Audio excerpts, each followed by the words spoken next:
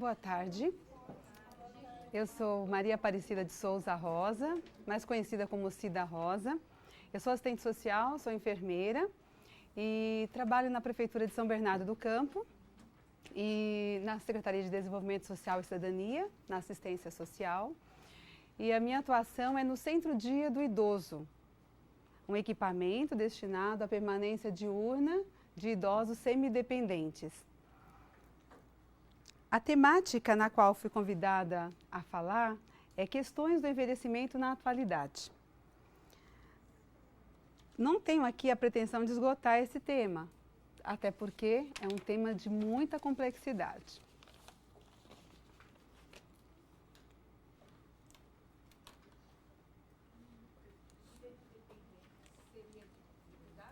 Sim. Bom, pretendemos suscitar aqui uma reflexão à luz de uma citação da Simone de Beauvoir. É um clássico aí, e se tratando de velhice, mulheres, né? Ela traduz uma provocação para a sociedade do quanto somos responsáveis dessa questão da velhice e do envelhecimento. Vocês perceberão que essa citação vai permear toda a aula. Então vamos ver. Beauvoir diz o seguinte: se a velhice, enquanto destino biológico, é uma realidade que transcende a história, não é menos verdade que esse destino é vivido de maneira variável segundo o contexto social. Inversamente, o sentido ou o não sentido de que se reveste a velhice no seio de uma sociedade coloca toda essa sociedade em questão, uma vez que, através dela, desvenda-se o sentido ou não sentido de qualquer vida anterior. Para julgar nossa coletividade, é necessário confrontar as soluções que ela escolheu com as que outras adotaram, através do tempo e do espaço. Essa comparação permitirá determinar o que a condição do velho comporta de inelutável. Em que medida e a que preço poderiam ser amenizadas suas dificuldades e qual é, portanto, a parte de responsabilidade para com o idoso que se pode atribuir ao sistema ao qual vivemos. Ou seja, ela define velhice aqui, né? Ela coloca que tem uma questão biológica, mas que isso está engendrado num contexto social. A velhice portanto, a velhice e o processo de envelhecimento é individual, é sequencial, não patológico. Então, velhice não é doença, né? Mas que existem vários determinantes nesse processo, quais sejam os aspectos sociais, culturais, gênero, cultura, né? Isso tudo, até uma questão orgânica, sim, a herança genética, claro, mas vários determinantes para a gente definir, então, esse processo. Nesta disciplina, a gente vai trabalhar 3 módulos para entender como essa sociedade, como a nossa sociedade, trata seus velhos. Veremos os aspectos demográficos, a trajetória das políticas para idosos e vamos finalizar com o Estatuto da Pessoa Idosa e os programas existentes.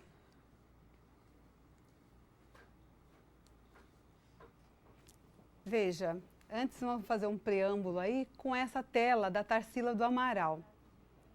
É o retrato de velho. Olhando para essa tela, o que vem a imagem, né? O que essa imagem representa? Qual é a sensação que passa?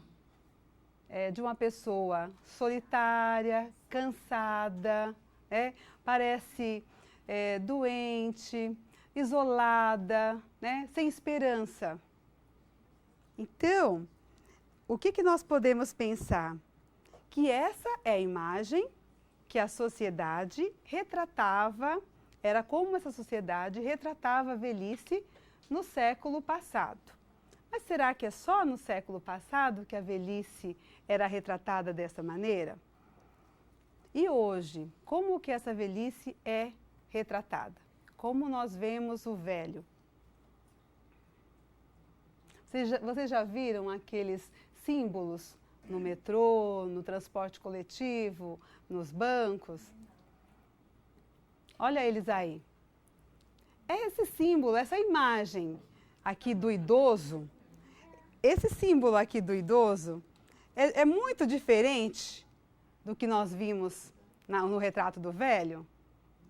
Olha a outra aqui, ó. Ele está um pouquinho mais ereto, no entanto, ainda é aquela imagem, né, de alguém frágil, de alguém com dor, né, cansado, apoiado em alguma coisa.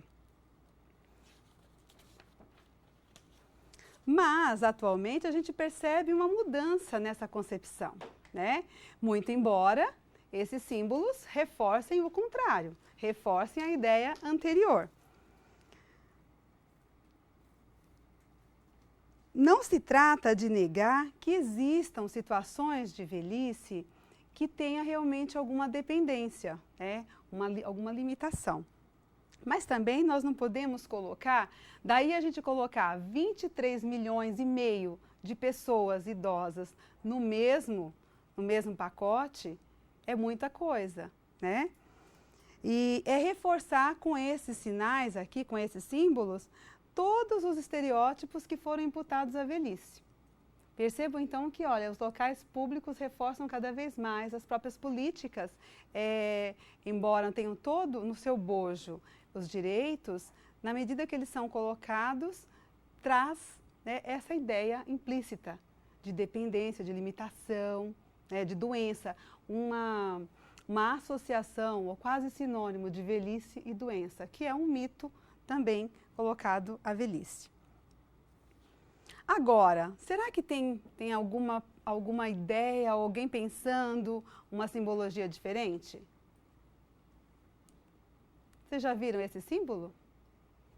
Então, esse é o 60+. É um novo símbolo para representar o idoso, tá? É um movimento Nova Cara da terceira idade.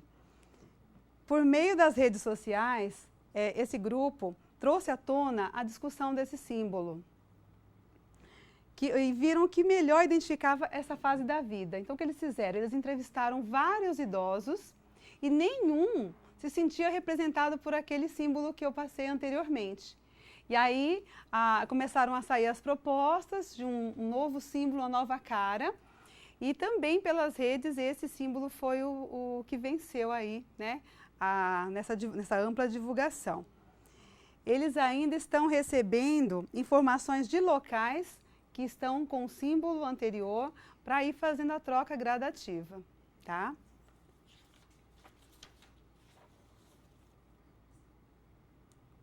Então vamos lá. As projeções da ONU. Começamos então a falar dos aspectos demográficos, né? Segundo a ONU conceitua a expectativa de vida como uma vida longa e saudável e que é medida pela esperança de vida ao nascer em anos.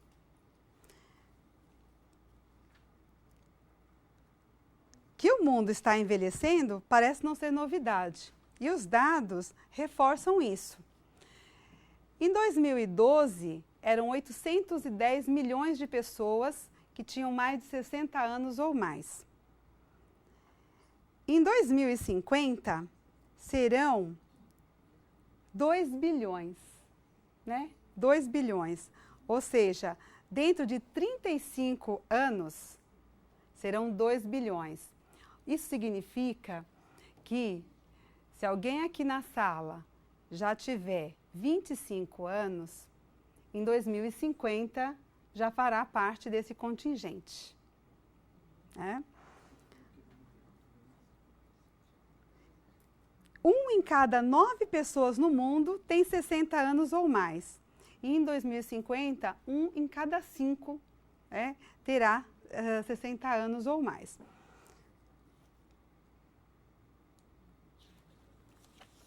Então, a esperança de vida em 2000 era 69 anos, em 2014, 75 anos, e a projeção para 2060 é 81 anos. Então, a esperança de vida né, bastante longa. E olha só, em 2008, para cada 100 crianças, tínhamos 25 idosos. Em 2050, para cada 100 crianças, 173 idosos. Né? Estaremos lá, fazendo parte aí, né? Em 2008 já passamos, né? De 2001 a 2011, teve todo esse acréscimo aqui, ó. Em 2001, eram 9% da população, em 2011, 12% da população. Os idosos somam hoje 23 milhões e meio. São muitos idosos, né? Então, hoje não dá para negar que o idoso está na rua, que o idoso está aí, né? Não dá mais para ser invisível. A invisibilidade dos velhos já está sendo superada, a não ser aquele idoso com dependência que muitas vezes está ainda escondido, está em algum lugar, sem assistência, sem acompanhamento. Então, esse idoso talvez a gente não esteja ainda vendo, mas o idoso ativo, o idoso saudável, ele está aí, né, para comprovar. O envelhecimento é, portanto, uma das maiores conquistas culturais, né, de um povo, refletindo as condições de vida de uma sociedade. Olha o que a Simone de Beauvoir, né, falou lá no início. E perceber em que medida podem ser amenizadas suas dificuldades é o grande desafio. Então, vamos lá. Neste cenário, destaca-se a feminização da velhice. Neste gráfico, nós estamos mostrando aqui a situação do domicílio por sexo, cor e raça, né? Então, olha só, a região sudeste, ela apresenta, a região sudeste está com 92, né? Região sudeste aqui, ó. Já a região norte vai a norte, 72 aqui. Então, a maior população, né, e de mulheres está na região sudeste, né? E a região norte contém a menor proporção. As mudanças contemporâneas se configuram como um contexto em que o envelhecimento feminino vem sendo construído. Alguns papéis rigidamente demarcados puderam ser relativizados, permitindo a vivência de experiências de lazer e sociabilidade a mulheres mais velhas. Ao mesmo tempo, assumem papéis e responsabilidades crescentes na provisão e chefia, né, das suas famílias, bem como o cuidado de crianças e idosos.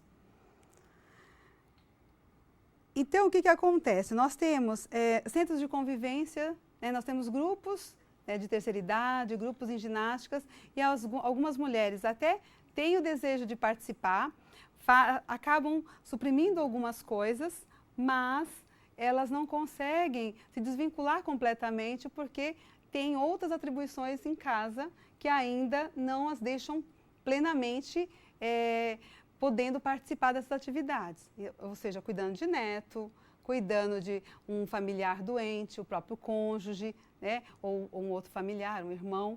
Então, isso acaba, de certa forma, dificultando a participação das mulheres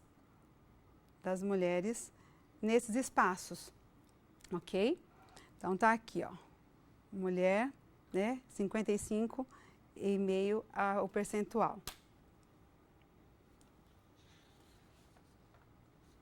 Também é menor a mortalidade no grupo feminino. Então, aqui, tirando o nosso colega, nós estamos melhores aí nessa situação, né? Bom, aqui a gente observa a inserção do idoso no domicílio como pessoa de referência ou como cônjuge. Então, na maioria também dos domicílios, o idoso aparece aqui como pessoa de referência, tá? Vocês puderem observar, 64% 28,4% são de idosos como pessoa de referência nos domicílios particulares, por condição no domicílio.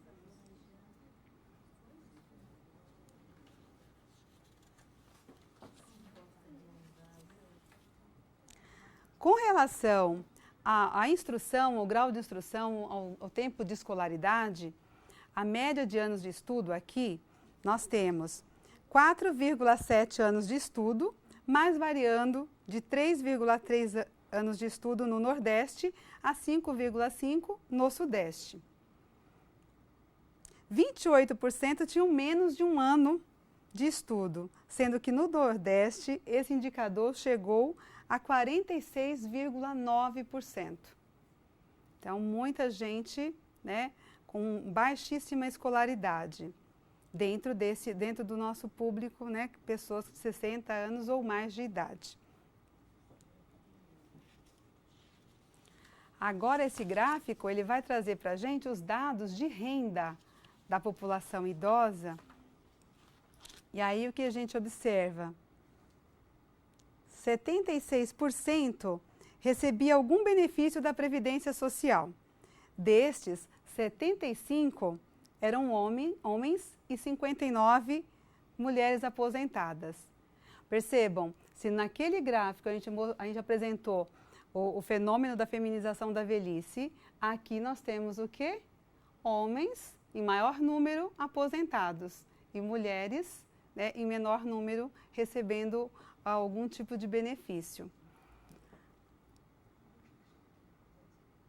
48,4% tinham rendimento de todas as fontes superior a um salário mínimo, 55,4% na região sul. Então, esse cenário aqui mostra o quê? A desigualdade, né, de gêneros quando a questão é renda. Nesse caso, a renda, ela novamente está em desvantagem.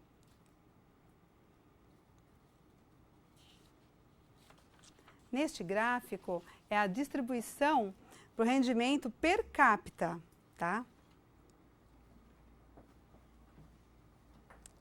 Repete-se a tendência do gráfico anterior.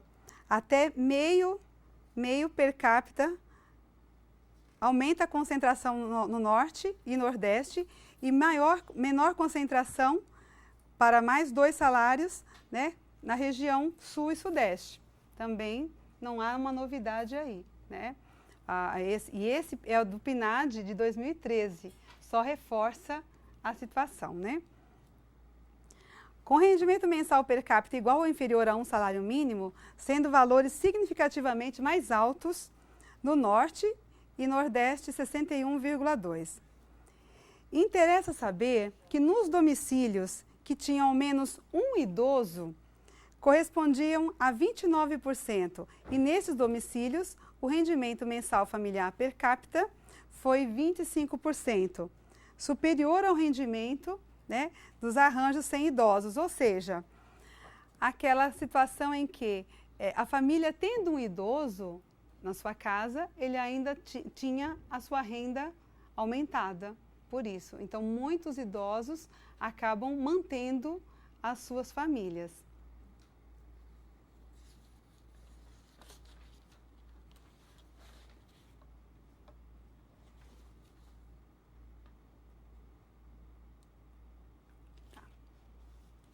Neste gráfico, uma dimensão importante a tratar aqui é com relação ao tipo de moradia, tá? Com quem residem, como se dá a convivência familiar. Então, a gente tem aqui, ó, eles identificaram o quê? Que a maior porcentagem de idosos residem com os filhos, tá? Filhos que tinham 25 anos ou mais, na presença ou não de parentes ou agregados, sendo este o indicador mais elevado para idosas. Então, nós tínhamos mais idosos morando com filhos do que idosos. Outro formato comum de casais é casais sem filhos, 26% e meio aqui. E idosos que viviam sozinhos, 15,1%, mulheres 17% e homens 15%. O que este gráfico aqui representa para a gente? É muito comum um idoso que more sozinho, ou que mora com o casal sem filhos, chega em algum equipamento de saúde, a primeira coisa que as pessoas perguntam é: cadê a família? Aí a gente fala: não tem família. Como assim não tem família? É como se todo mundo tivesse todo aquele formato bonitinho de família, todo certinho, de comercial de margarina, né? E quando tem a esposa e o casal, no caso, morando sozinho, o que acontece? Vai para o equipamento de saúde, aí chega lá, eles querem o quê? Que fique um acompanhante. Essa idosa pode acompanhar o tempo todo?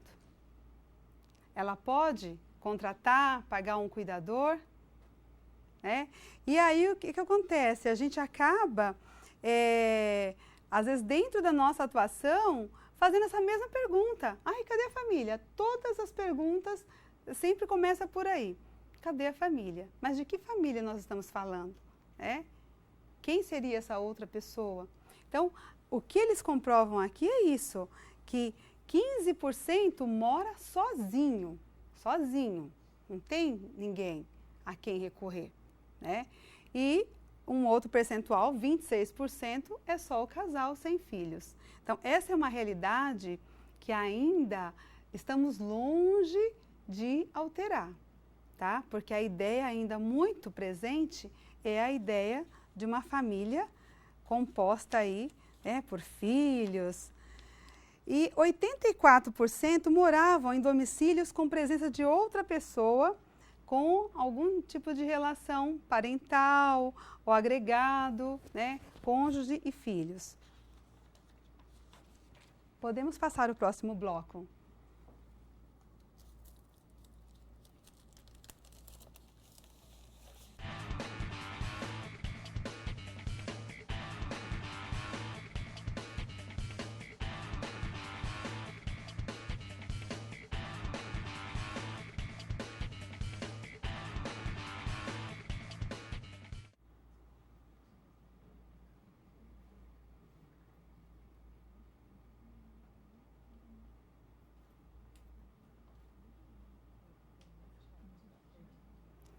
Em termos de proteção social, percebe-se mudanças quanto à introdução de novas concepções de políticas para esse segmento. A concepção de velhice anterior ao Estatuto e outro após o Estatuto. São mudanças muito pequenas ainda, muito incipientes, tá?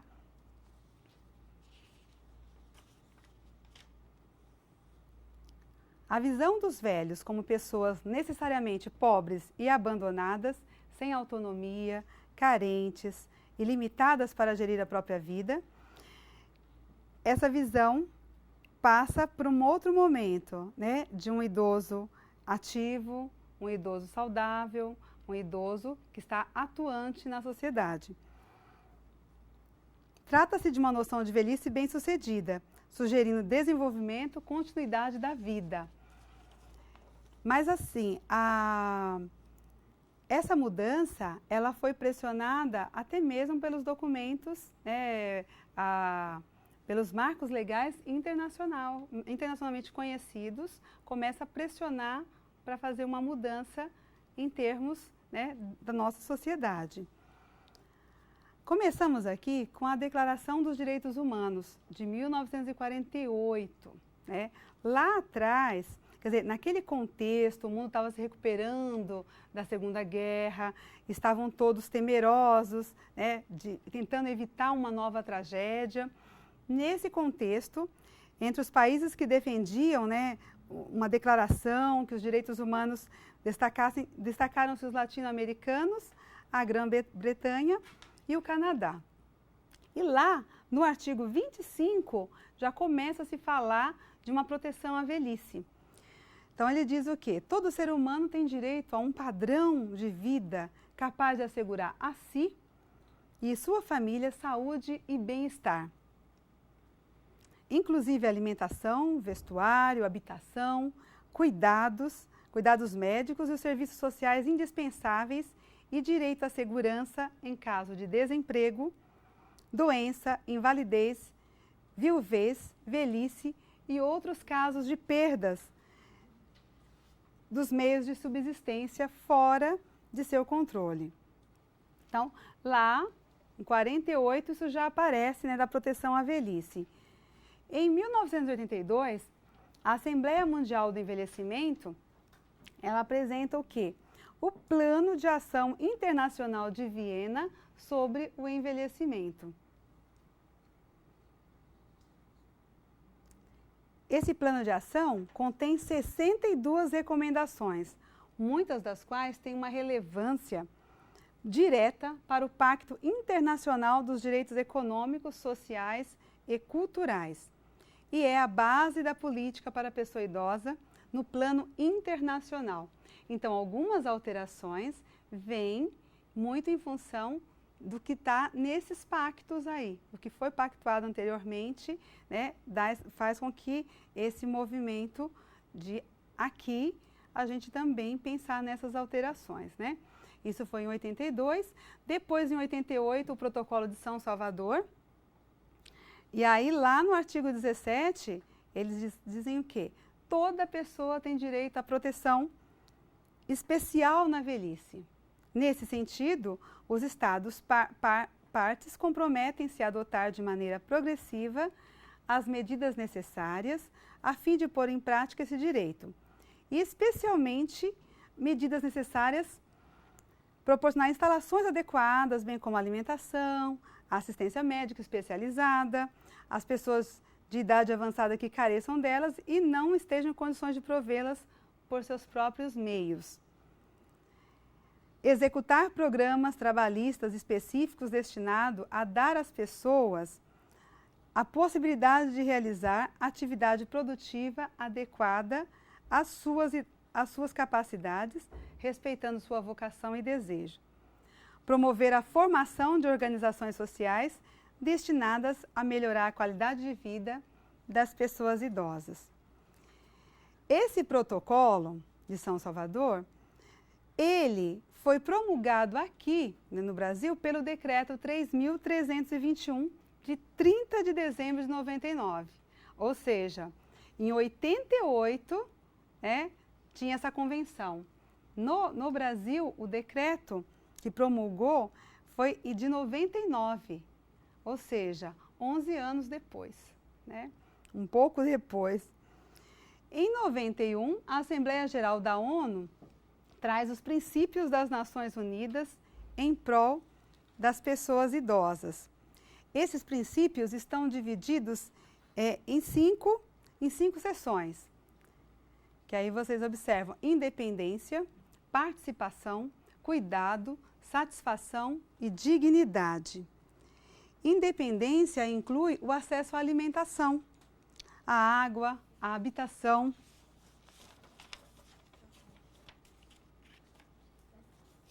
vestuário, aos cuidados de saúde adequados, direitos básicos a que se acrescentam a oportunidade de trabalho e acesso à educação e à formação.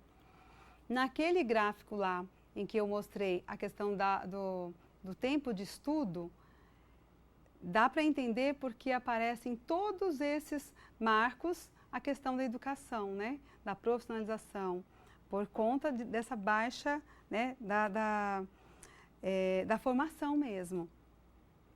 Participação aqui, entende-se que as pessoas idosas deveriam participar ativamente na formulação e na aplicação das políticas. É isso que a gente vê nos conselhos, né? Os conselhos dos idosos, seja o conselho municipal, seja o conselho estadual, a gente ainda tá bem incipiente essa participação dos idosos, né? E é o que nós temos que trabalhar mais arduamente. Cuidados. Essa seção, ela é intitulada Cuidados, ela afirma que as pessoas idosas deveriam beneficiar-se dos cuidados onde? Na família. que as pessoas idosas deveriam ter acesso aos serviços de saúde, gozar de direitos humanos e liberdades fundamentais quando residam em lares ou instituições onde lhes prestem cuidados ou tratamento. A satisfação é vista como autorrealização. É um dos princípios aí das Nações Unidas, que se refere a quê?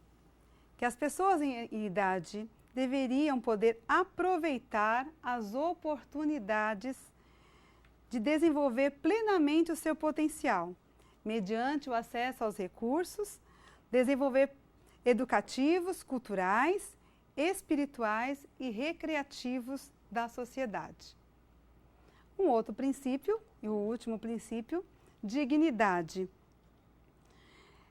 Essa seção, intitulada Dignidade, ela afirma que as pessoas idosas deveriam poder viver com dignidade e segurança e libertas de exploração, de maus tratos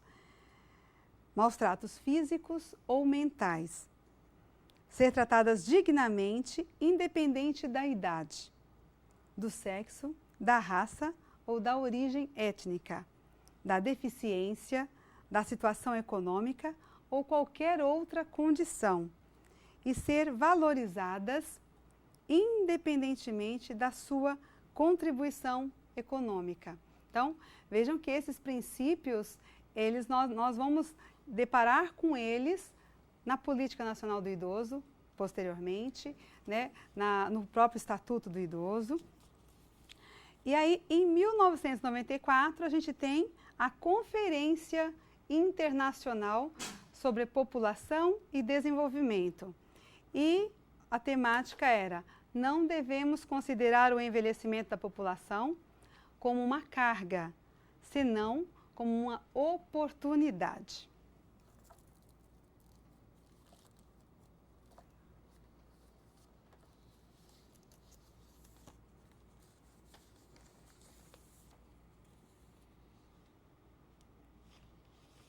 Aí, em 95, nós temos a Conferência Mundial sobre Desenvolvimento Social, que falava o quê? Uma sociedade para todos, né? Todos os segmentos.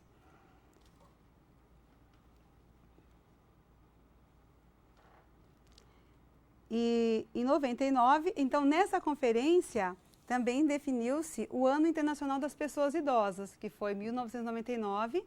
E aí o tema não era mais uma sociedade para todos, mas uma sociedade para todas as idades, né? Em 2002, veio a Assembleia Mundial do Envelhecimento de Madrid, que traz 3 eixos aí: desenvolvimento, saúde e ambiente.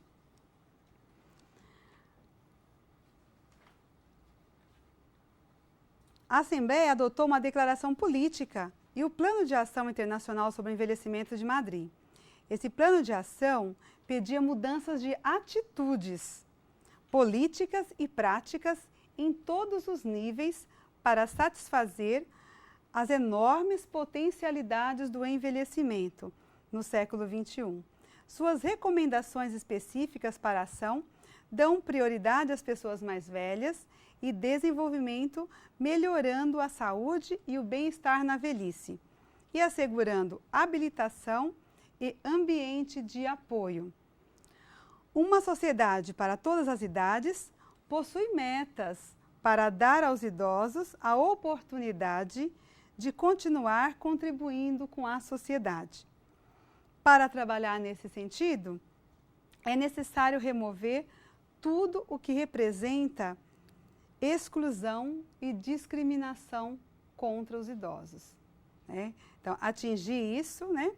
Remover tudo o que representa exclusão e discriminação contra eles. Então, um segundo plano internacional para o envelhecimento foi aprovado pela ONU durante o segundo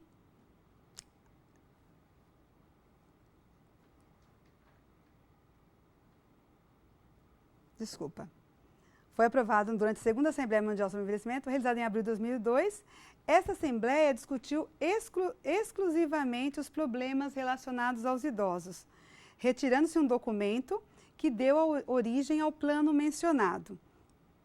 Foi adotado por todos os países membros das Nações Unidas presentes na Assembleia e, assim sendo, representa compromisso internacional em resposta a um dos maiores desafios sociais do século XXI. O rápido envelhecimento populacional, ora em curso em quase todos os países. Então, esse envelhecimento populacional, esse aumento desse contingente, fez com que esse plano fosse colocado dessa maneira, né? Que com esse compromisso internacional frente a esse grande desafio. As recomendações desse plano centravam então nessas três áreas. Como colocar o envelhecimento populacional na agenda do desenvolvimento.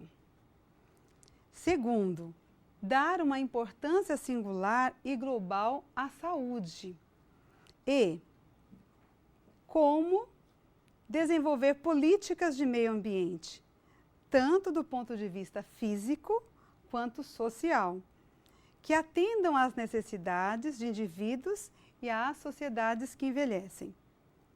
Em cada uma dessas áreas, o plano prioriza as questões de gênero e de desigualdade social. No documento, a ONU encomenda a promoção de abordagem positiva do envelhecimento e de superação dos estereótipos associados aos idosos, que não são poucos, diga-se de passagem, né? Discutido e aprovado na Conferência de Madrid, o plano sugere aos governos agirem para enfrentar o desafio do envelhecimento populacional. Apresenta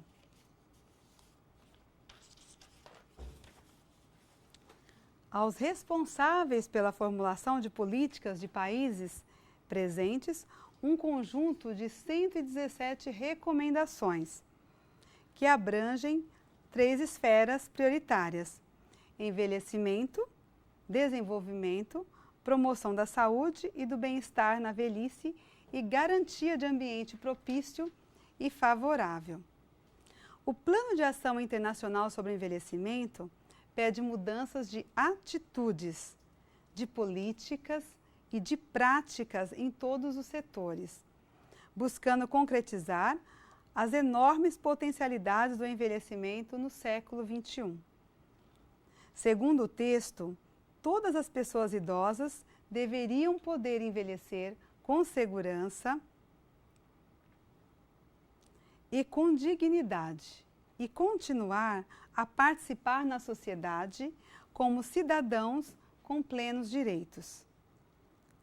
O plano tem por objetivo garantir que as pessoas idosas realizem plenamente seus direitos, que consigam envelhecer com segurança e sem estarem sujeitas à pobreza, que participem plenamente na vida econômica, política e social e que tenham oportunidades de continuar o seu processo de desenvolvimento. Há quem diga que não há desenvolvimento na velhice. Isso é um equívoco. Temos desenvolvimento em todas as fases da vida, tá? Outros itens abordados pelo plano são a eliminação da violência e da discriminação de que são alvos os idosos, a igualdade entre os sexos, a importância vital da família, os cuidados de saúde e a proteção social das pessoas idosas. Agora, nós entramos nos marcos legais identificados no Brasil, né? Então, chegamos no nosso momento, né? Na nossa sociedade. E esses marcos legais do Brasil, eles favorecem o percurso de amadurecimento sobre a questão do envelhecimento. Lembrando que as políticas também reproduzem alguns estereótipos sobre as famílias e os idosos, naturalizando, sobretudo, o papel da família como protetora e do idoso como um sujeito que apenas observa os processos de mudanças, mas não é sujeito neles. As políticas parecem não acompanhar os novos papéis e necessidades dos idosos e suas famílias. Exemplo, as políticas sociais, públicas,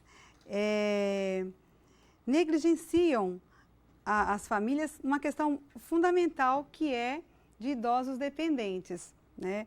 Em geral, fica a cargo da família esse cuidado, sobretudo das mulheres, e às vezes idosas, né? Então fica com essa sobrecarga, mas na política está dizendo que a família, né, a família como é responsabilidade, é dever da família o tempo inteiro, né? Mas na prática se configura de uma forma bem diferente. Então a Constituição Federal, ela vem definir o modelo de proteção social dos idosos como dever do Estado e direito do cidadão. Vocês já devem ter visto isso, acho que nas primeiras aulas, né? Que nesse momento ele define aí o sistema de seguridade, compreendendo o tripé, previdência, saúde, né? A assistência social e a saúde. A Constituição de 88 procurou assegurar os direitos e deveres fundamentais a todos os seres humanos, destacando o princípio da dignidade, em seu artigo 1º, como valor absoluto, que serve de base para a consolidação de um Estado democrático de direito. A proteção do Estado para com a população idosa está estabelecida no artigo 203 da Constituição Federal.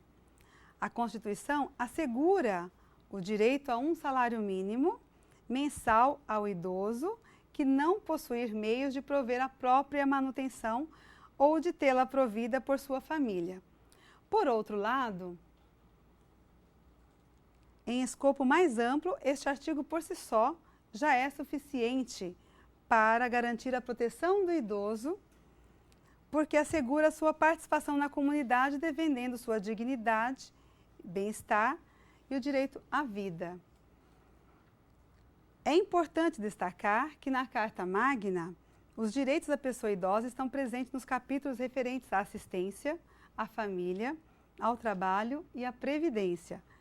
Estão presentes também os direitos decorrentes da solidariedade e reciprocidade. Por exemplo, os de cobertura de situações de extremo risco, que são não contributivos, e os decorrentes de contribuição e do trabalho. Em 93, a Lei Orgânica da Assistência Social, Lei 8.742, que é a garantia de um salário mínimo, né, o benefício de prestação continuada, o BPC. Por suas consequências, no início, né, no disposto na lei, o salário mínimo era concedido à pessoa com deficiência ou ao idoso com 70 anos, que comprovassem, né, não possuir meios de prover a própria manutenção e nem de tê-la provida por sua família. Já a partir de janeiro de 98, tem-se uma nova redação que dispõe sobre a organização da assistência, da outras providências, e a idade mínima passa de 70 para 67 anos. Com a promulgação do Estatuto do Idoso, em outubro de 2003, a idade mínima para o requerimento do benefício passou para 65 anos. Assim, o idoso que contar hoje com 65 anos e se enquadrar nas exigências, né, nos requisitos, nos critérios, ele pode requerer o benefício de prestação continuada. Em 1994, a gente tem aqui a Política Nacional do Idoso, a Lei 8.842, de 94, que visa promover a autonomia, a participação do idoso na sociedade. Lembram desses princípios lá atrás, da Assembleia da ONU? né, a participação está posta aqui nesse momento. Nesse contexto, a PNI, ela busca a efetivação dos princípios constitucionais na qual ela foi implementada.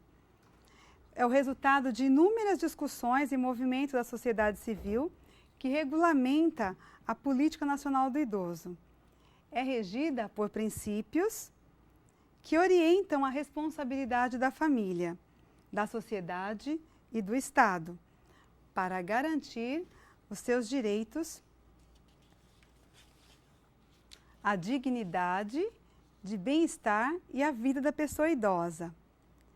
Essa lei, né, a PNI, em sua essência, surgiu para garantir a inclusão do idoso na sociedade, capacitando-o, educando-o, atendendo-o prioritariamente, promovendo seus estudos quando deles necessitar, informando-os sobre sua condição, uma vez que o processo de envelhecimento é inerente a todos. Ou seja, a única certeza que a gente tem é que a gente vai envelhecer, né? Se a gente não morrer antes, todos estão nesse processo, né? Já que se trata de algo natural no decorrer da vida.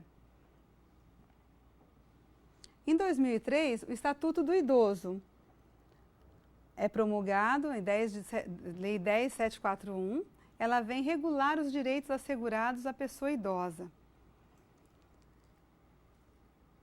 Ele contempla os mais diferentes aspectos da vida cotidiana, né? Ele destaca os papéis da família, reforçando e enfatizando sua obrigação da sociedade, do poder público, assegurando os direitos à saúde, à alimentação, à cultura, ao esporte, ao lazer, à habitação, transporte, à dignidade, à convivência familiar, né? E ao respeito. O Estatuto é um instrumento que define medidas de proteção às pessoas com idade acima de 60 anos por meio dos seus artigos, que são 118 artigos no Estatuto do Idoso. O Estatuto se propõe a proteger e garantir a execução dos direitos do idoso nas suas relações civis, em suas relações com o Estado e com serviços da rede de atenção ao terceiro setor. O Estatuto do Idoso veio implementar a participação da sociedade civil, especificamente dos idosos, por intermédio de entidades representativas, instituindo os conselhos que, por sua vez, conforme preceitua a lei, têm por objetivo deliberar sobre políticas públicas, controlar ações de atendimento, além de zelar pelo cumprimento dos direitos do idoso, conforme estabelece o seu artigo 7º.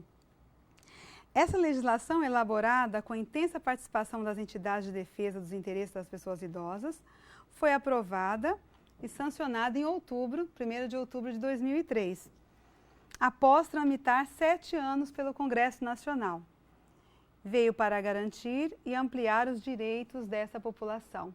Então, 7 anos esse estatuto ficou lá, né, para ser aprovado. O estatuto, ele tornou-se uma ferramenta e precisa ser divulgada e conhecida pela comunidade como mecanismo de regulamentação de direitos. Contudo, há muito a ser feito para colocá-lo em prática. A grande questão trazida no novo texto de lei é tentar modificar a visão da sociedade em relação ao idoso e frutificar a ideia de que ele também é cidadão. Então, o grande desafio é a gente avançar daquela ideia anterior do retrato de velho que nós vimos no começo, né? Esse é o maior desafio, é a gente modificar essa visão da sociedade em relação ao idoso. Dentre os tópicos abrangidos pela lei, estão as medidas de proteção ao idoso em estado de risco pessoal, a política de atendimento por meio da regulação e do controle das entidades de atendimento ao idoso, o acesso à justiça. Então, nesses tópicos é bastante interessante, porque até então, o que acontecia?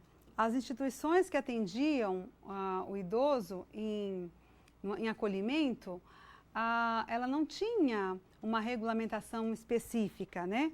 A partir do Estatuto, ele vem, através de atribuir ao Ministério Público, né, essa competência de intervir na defesa e qualificar, né, os crimes em espécie, os novos tipos penais para condutas lesivas aos direitos do idoso e, principalmente, ressaltar os direitos fundamentais previstos na política, como, por exemplo, os direitos à cultura, ao esporte, ao lazer, à profissionalização, ao trabalho, à previdência social, à assistência e à habilitação e ao transporte. Assim, a simples alegação de que a falta de recursos não pode ser mais utilizada pelo poder público. Então, diante de ausência de serviços que atendam essa população, o poder público não pode simplesmente dizer que falta recurso, pois a vontade política tem que privilegiar a garantia dos idosos, acima de outras prioridades governamentais, com a viabilização de programas e projetos que ampliem o acesso desse segmento.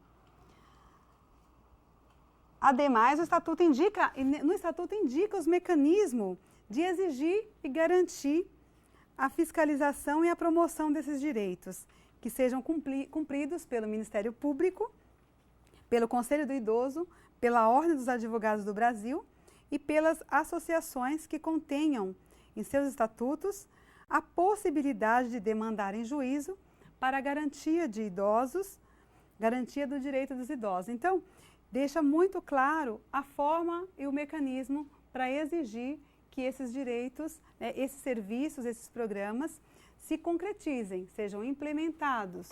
Então, não dá mais para a gente ficar só naquela, não dá, vai entrar no orçamento, deixa para o próximo, né?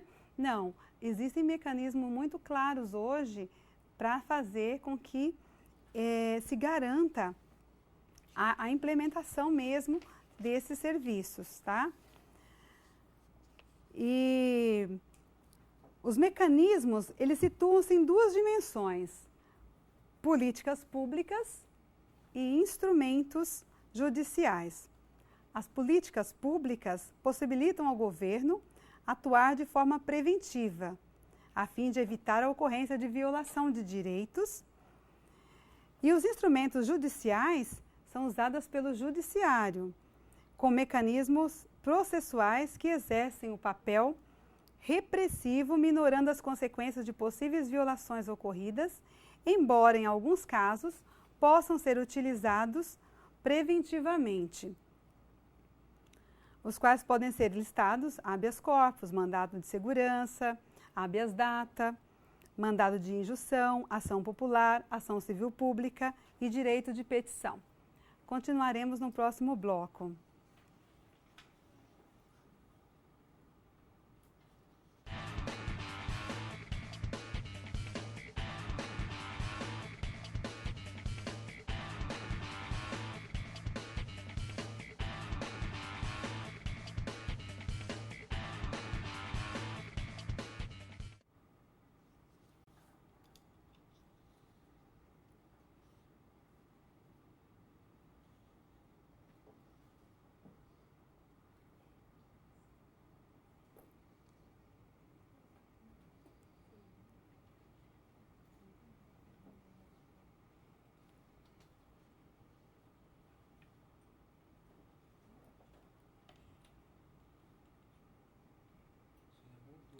Já voltou? Não, mas tinha que voltar na continuidade.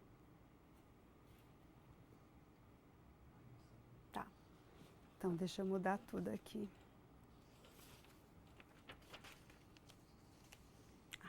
Muito bem.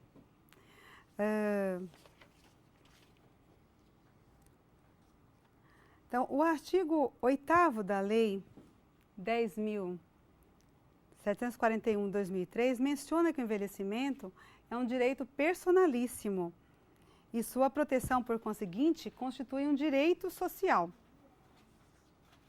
Prosseguindo, o artigo 9º atribui ao Estado a obrigação de garantir à pessoa idosa a proteção à vida e à saúde, mediante efetivação de políticas sociais públicas que permitam um envelhecimento saudável e em condições de dignidade. Mas o que significa ter condições de dignidade? A dignidade é o grau de respeitabilidade que um ser humano merece e que difere da caridade, né? Difere da solidariedade e da assistência, que traz em si um pejorativo de hipossuficiência. Então, dignidade vai muito além, né? Não pode ser de forma alguma confundido, né, dessa maneira. Portanto, a colaboração para uma melhor qualidade de vida das pessoas com idade avançada tende a ser uma forma de compreensão da dignidade como o nascimento para uma expectativa de vida mais longa, na perspectiva do futuro que aguarda a todos. O Estatuto destaca, então, os direitos sociais garantidos e apregoados. Contudo, somente serão assegurados se a sociedade assumir a responsabilidade de permitir o resgate da cidadania das pessoas que contribuíram para a construção do nosso país. Dentre as prerrogativas do Estatuto, destaca-se também a implementação da Política Nacional de Assistência Social, que, embora não esteja aqui, ela está no bojo, né? A Política Nacional é de 2004 e do Sistema Único, SUAS, né? Sistema Único de Assistência Social, em 2005. Este mecanismo permite interromper a fragmentação que até então marcou os programas na área e instituir efetivamente uma política pública articulada em rede. A política nacional, ela apresenta diretrizes para a efetivação da assistência social como direito de cidadania e responsabilidade do Estado. Já a norma operacional básica, aprovada em 2005 pelo Conselho Nacional da Assistência Social, apresenta os eixos estruturantes necessários para a implementação e consolidação do Sistema Único de Assistência Social no Brasil.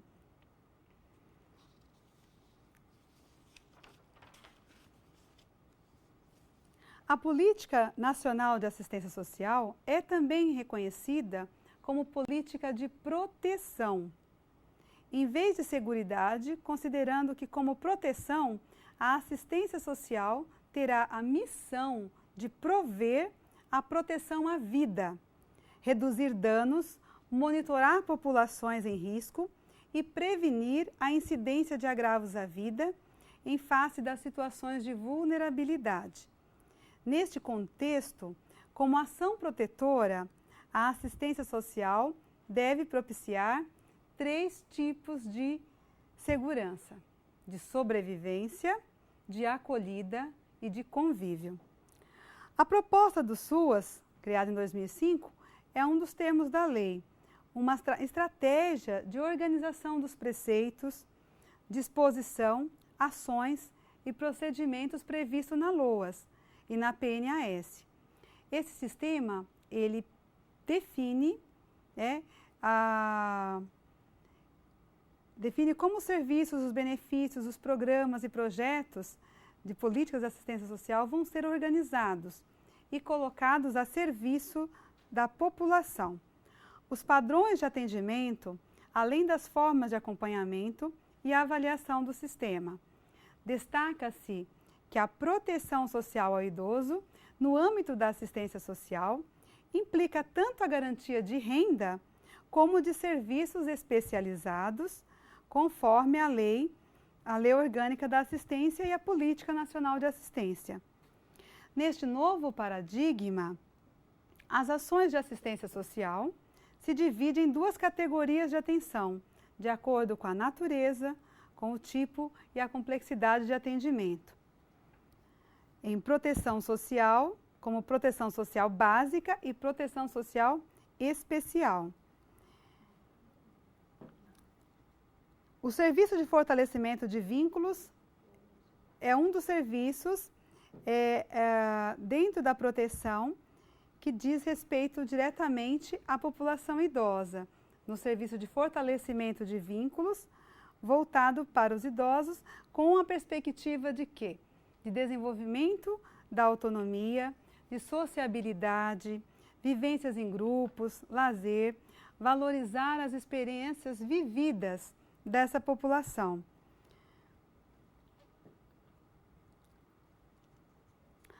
Dentro da proteção social básica, tem também um outro serviço que diz respeito diretamente à pessoa com deficiência e o idoso.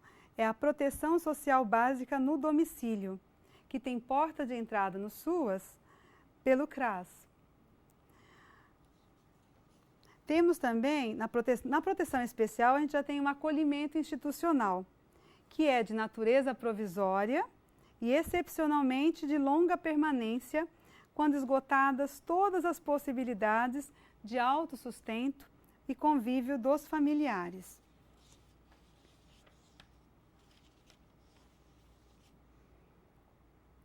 Quando não há mais flexibilidade nessas soluções, né? Comportam encaminhamentos efetivos e monitorados, apoios e processos que assegurem qualidade na atenção. O serviço de proteção social básica, ofertada no domicílio, para pessoa com deficiência e pessoa idosa, visa a promoção do acesso à rede socioassistencial, bem como os serviços de outras políticas públicas. E conforme dados do Censo CREAS 2011, 66% dos atendimentos foi para a população idosa vítima de negligência e outras formas de violência. Percebam a quantidade, né, de denúncias com relação à violência contra a pessoa idosa atendida pelo CREAS. 66% desses atendimentos foi em função de violências contra a pessoa idosa. Aí a política de saúde do idoso de 2006, né, foi instituída pela Portaria 2528, de 19 de outubro de 2006. É função das políticas de saúde contribuir para que mais pessoas alcancem as idades avançadas com o melhor estado de saúde possível. O envelhecimento ativo e saudável é o grande objetivo nesse processo. Se considerarmos a saúde de forma ampliada, torna-se necessária alguma mudança no contexto atual em direção à produção de um ambiente social e cultural mais favorável para a população idosa. Ou seja, saúde vista de uma forma mais ampla é pensar em saúde do ponto de vista também do quanto o social e os outros aspectos, né, culturais também vão determinar saúde ou doença. Então, é preciso a implementação de outros serviços, né, dentro da própria saúde, como também nessa rede, para que realmente tenha promoção de envelhecimento saudável. E a manutenção da máxima capacidade funcional do indivíduo que envelhece, pelo maior tempo possível. O foco central dessa política significa a valorização da autonomia ou a autodeterminação e a preservação da independência física e mental do idoso. Tanto as doenças físicas quanto as mentais podem levar à dependência e, consequentemente, à perda da capacidade funcional do idoso. A Política Nacional de Saúde, ela define que a atenção à saúde dessa população terá como porta de entrada a atenção básica com a saúde da família, tendo como referência a rede de serviços especializada de média e alta complexidade. Em 2006, tivemos também o Pacto pela Saúde. E em outubro do mesmo ano, foi instituído o Programa de Internação Domiciliar, o PID, dando sequência ao que foi definido pelo pacto. Ao instituir essa modalidade de prestação de serviços, pretendia-se valorizar o efeito favorável do ambiente familiar no processo de recuperação de pacientes e os benefícios adicionais para o cidadão e o sistema de saúde. No grupo de cuidadores que a gente acompanha no Centro de Referência do Idoso, certa vez uma filha, ela relatou que para ela, o pai dela está inserido no PID, que era necessário, foi encaminhado, significava para ela também estar internada, porque ela não conseguia se desvincular, fazer outras atividades por conta de estar aguardando, né? E é uma exigência ter um cuidador. Então, há um avanço, sim, né? Que não dá para negar quando se coloca o PSF, né? As campanhas, o PID, mas também acontece o quê? O familiar, muitas vezes, ele fica refém, né? Ele tem que, é uma das condições para ele ter o atendimento. E aí, às vezes, ele não consegue dar conta dessa realidade. Então, há que se pensar também em alternativas de apoio domiciliar, que favoreça aí para esse cuidador um momento para ele também e que não dependa exclusivamente do atendimento dele, né, ou da presença dele para ocorrer o atendimento do serviço, tá?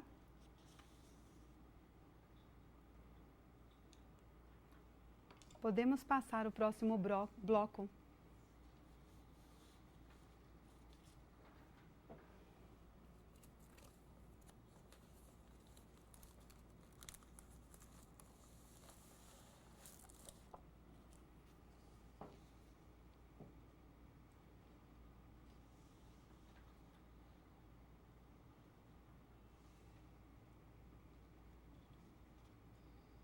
Tem mais um.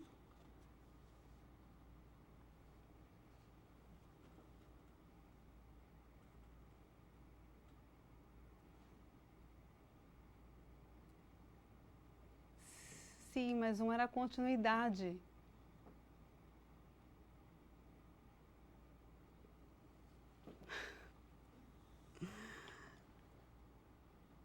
Entrando no terceiro módulo,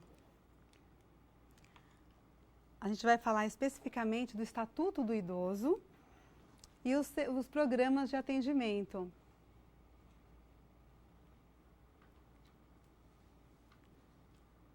O Estatuto do Idoso, ele foi inspirado no Estatuto da Criança e do Adolescente, né? E ele compreende 5 tópicos dos direitos fundamentais, né, que são disciplinados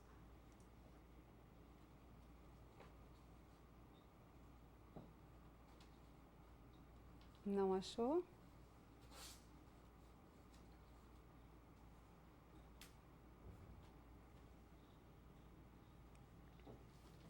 Isso.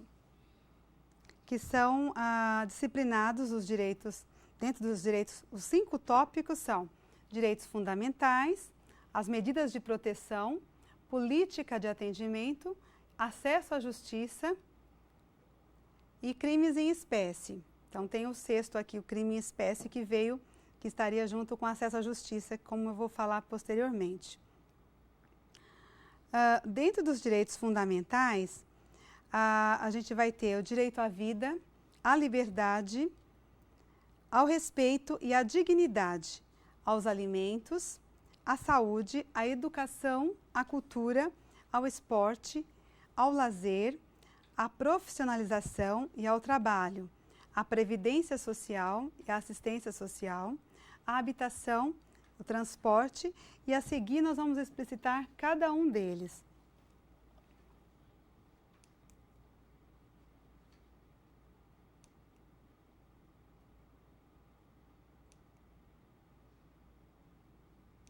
Próximo. Peraí. Foi. Direitos fundamentais. Então, começamos com o direito à vida, né? Que está contemplado no artigo 8 e 9, que é direito ao envelhecimento saudável, protegido pelo Estado. E direito de viver é ter meios de manter a sua subsistência, é ter os recursos necessários para você se manter. O segundo item, o segundo artigo é liberdade, respeito e dignidade, que é liberdade de locomoção, de participação na família e na comunidade, de opinião e de expressão, de crença religiosa e de buscar refúgio ou orientação. Dos alimentos, é a prestação de alimentos por familiares como obrigação solidária. Mas há que se ressaltar que não se trata só de alimentação, né? Ele vai além. Ele precisa suprir a necessidade, seja ele de vestuário, seja ele de habitação, de assistência médica, né? E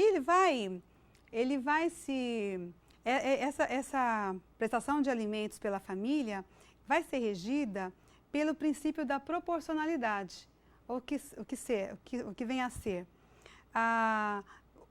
Na hora de estabelecer o valor dessa pensão, vai se levar em conta o recurso dessa pessoa, né? Quais são os gastos, as condições econômicas que essa pessoa tem.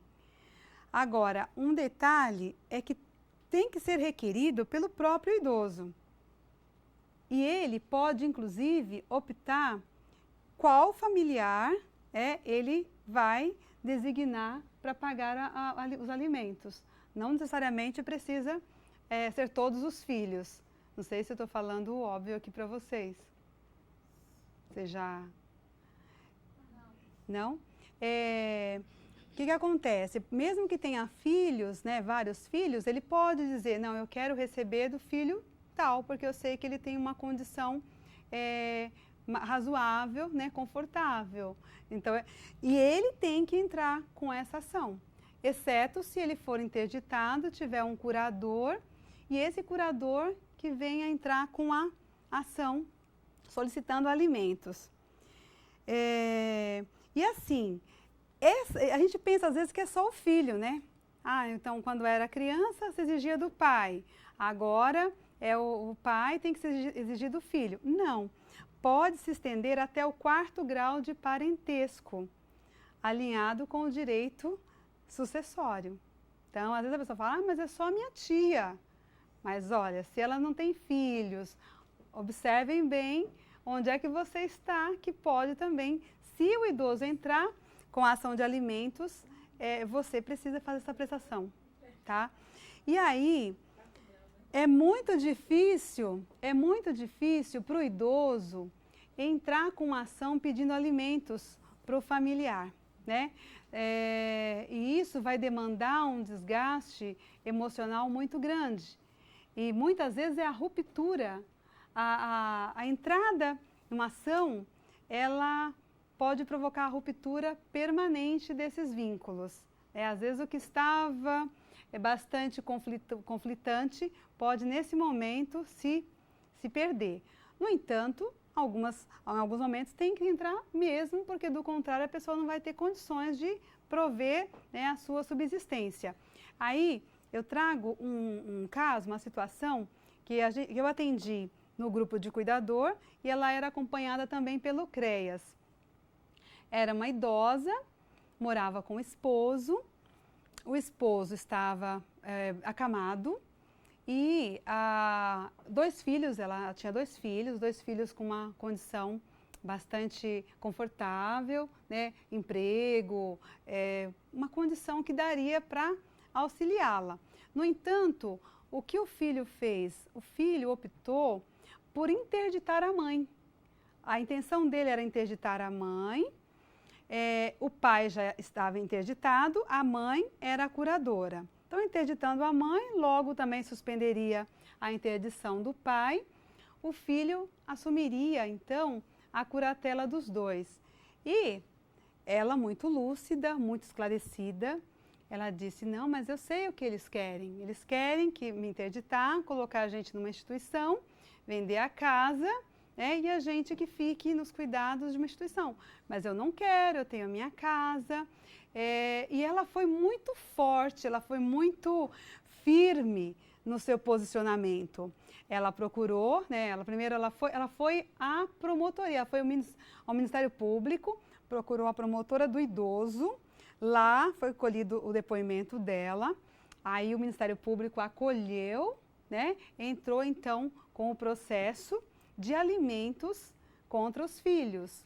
Então, os filhos tiveram que pagar não só a questão dos alimentos, mas pagar também os cuidadores, porque ele requeria cuidados 24 horas. E ela não podia, ela também precisava de cuidados, né? Então, ela é um exemplo de que, na medida em que você conhece o seu direito, né, e não se deixa intimidar por essa pressão, você tem acesso, tem a garantia, né, de prover realmente as suas necessidades. Os filhos pediram avaliação da saúde mental dela, falaram que ela não estava bem, que ela estava louca, que ela não tinha condições de cuidar do esposo. Um pouco antes, eles chegaram a colocar uma pessoa lá dentro e retiraram ela da casa. Falaram que ela não ficaria lá, já que ela iria entrar com essa ação. Foi assim, um período bastante turbulento. Aí ela foi para a casa da irmã, ficou lá, mas assim, sempre procurava grupo de apoio, ia na assistência médica, participava dos grupos, falava com a psicóloga. Então assim, ela se muniu de todos os serviços que ela poderia ter para fortalecê-la e ela conseguir dar encaminhamento e continuar, pelo direito de continuar na casa dela, né, e continuar mantendo os cuidados do esposo dentro da sua própria casa. Então, só um parênteses por conta dessa situação de que às vezes a gente pensa que é só alimentos ou que é só todos os filhos, aí vai ter que dividir. Então, nem sempre é assim, né? Então, ele pode fazer a escolha e pode ser um valor para suprir outras necessidades. E nesse caso, tanto o idoso quanto a idosa recebiam o benefício. Ele era um funcionário público aposentado, mas para suprir todas as demandas, né, de um cuidado no domicílio, o valor é altíssimo. Então, ela não conseguia. Ela falava, já fiz empréstimo para conseguir pagar a cuidadora, tem medicamentos que eu ainda não consegui pelo SUS, o médico já preencheu, eu já fui atrás, mas vai levar um tempo até que eu consiga a dieta integral, a fralda, né, a cama. Então, todos os recursos necessários para mantê-lo em casa tinham um custo e para manter não era suficiente a aposentadoria dos dois. Por conta disso, ela entrou com a ação de alimentos. Então, dentro dos direitos fundamentais, a gente tem também esse artigo, né, o 15 ao 19, que é da saúde. E o que diz? Atenção integral pelo SUS no tratamento e na prevenção das doenças. Olha aí, do caso que eu contei, né? Inclusive no atendimento geriátrico e gerontológico em ambulatórios, atendimento domiciliar para o idoso impossibilitado de locomoção, reabilitação, fornecimento gratuito de medicamentos de uso continuado, prótese e órteses, proibição de discriminação em plano de saúde, direito a acompanhante na internação, direito de opção pelo tipo de tratamento, treinamento específico dos profissionais de saúde e dos cuidadores, e os casos de suspeita ou confirmação de violência têm que fazer notificação compulsória. Aqui podemos abrir vários parênteses, né? Um deles, a gente está aqui, ó, a garantia de atendimento domiciliar, né? Para locomoção, para reabilitação, o fornecimento de medicação. É certo que os medicamentos de uso contínuo a rede fornece. Medicamentos de alto custo, a rede fornece. Só que até fornecer, né, tem uma distância. E até isso acontecer, muitas vezes as famílias têm que arcar com isso até o recebimento dessa medicação e entrar naquele fluxo, né? Outra coisa é a questão do direito ao acompanhante. Ele tem direito a um acompanhante e não dever, né, de ter um acompanhante. E às vezes o direito torna-se uma obrigação. Às vezes, no caso de uma idosa e um idoso, que eu também já havia relatado para vocês, ele fica hospitalizado, mas aí fala, não precisa de ter um acompanhante, é idoso, ele tem o direito a um acompanhante, ok. Só que aí na medida que não tem um acompanhante, o que acontece? Olha, mas está abandonado, não pode ficar assim, o idoso precisa de um acompanhante. Aí às vezes a esposa fala, mas eu não posso ficar aqui o dia inteiro. Ou mesmo quando tem os filhos, o filho vai ficar à noite, mas no dia seguinte ele tem que trabalhar, né? Por mais que se reveze, nem sempre as pessoas conseguem. Mas houve uma inversão desse direito, né? E essa inversão, ela acaba por causar muitos aborrecimentos para a família também, né? Porque você pode sensibilizá-los a participar, a acompanhar, porque o idoso vai se sentir mais seguro com a presença de um familiar, né? Mas não é sempre assim que as coisas acontecem. A realidade é muito difícil e muito complexa, né? As pessoas têm que trabalhar, as pessoas têm que ir atrás de medicação, têm que ir atrás, falar com alguém, chamar um cuidador. Muitas vezes as pessoas acabam contratando cuidadores para acompanhar no período de internação, porque há uma pressão muito grande em cima dos familiares para que fique lá acompanhando 24 horas. Então, nesses momentos, a gente tem que ter muito claro que, olha, qual é a situação? Tem um outro caso que eu acompanho, que eles têm um cuidador, 24 horas. É um casal. Então, lembra que eu coloquei para vocês, naquele gráfico, a condição de moradia com quem vive e um número bem expressivo que mora o casal ou que mora sozinho? Essa situação é um casal que moram só, não tiveram filhos. Ela tem uma deficiência física, ela não tem um braço, teve um AVC que comprometeu o lado direito. Ele tem Alzheimer, é bem mais velho, né, que ela, ele está com 88 anos. E quando ele fica hospitalizado, não dá para o cuidador ficar com ele no hospital. Porque se fica com ele, é ela que vai ficar sozinha. E todas as vezes a gente tem que ligar lá e explicar, olha, trata-se de um casal, eles já têm cuidadores, mas eles não têm como arcar com a despesa de mais um cuidador no hospital. Então, o hospital tem que, nesse momento, ter as condições para dar continuidade e acompanhar aquele idoso, independente de ter ou não um familiar presente. Então, esse ponto, ele é muito emblemático. No dia a dia, é o que eu mais vejo das situações que a gente acompanha, tá? Agora vamos para o próximo bloco, a gente continua no próximo.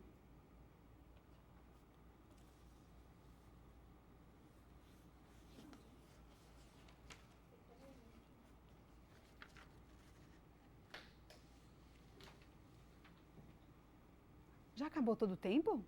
Eu pensei que já era o último. Não, porque eu tô no último. 7 horas. Jura? Já. 15 para 20 para 7. E agora? O que a gente faz? Ai, meu Deus. Porque não terminou, né? Não. Gente, eu estava achando que o tempo... Não, vai dar 7 horas. Acho que está no ar. Tá. Então, o artigo da saúde é esse o aspecto que eu queria reforçar. Meu Deus, gente. Não acabou, Madá? Ai, meu Deus. E eu achei que ainda faltava mais um. Eu me perdi. Meu Deus. Eu me perdi no tempo, gente. No slide, né? E eu coloquei as referências, tá? Nossa, eu me perdi. Gente do céu! Poxa, agora que a gente ia discutir os artigos. Então, gente, e eu tava assim, eu não tava me soltando porque eu tava com medo. Tá ainda no ar? Tá. Eu não sei, mas acho que não. Você já mandaram desse lado tá no ar, mas aí eu acho que não. Desse lado está no ar. Estamos. Podemos continuar então um pouquinho? Acho que para encerrar, considerações finais. Tá. Do amor. Tem que ser do amor. Então, pessoal, boa noite. Desculpa a gente não finalizar como eu gostaria. Eu gostaria então só de deixar aqui para vocês a frase dessa professora que eu acho que serão os velhos um peso para a sociedade? Ou é a sociedade, o poder público, a falta de solidariedade da maioria que torna pesada a vida de quem envelhece? Suzana Medeiros, 2003. Então, é algo para a gente pensar. Será os velhos ou será a sociedade que torna essa vida tão difícil para os nossos velhos? Obrigada. Ai.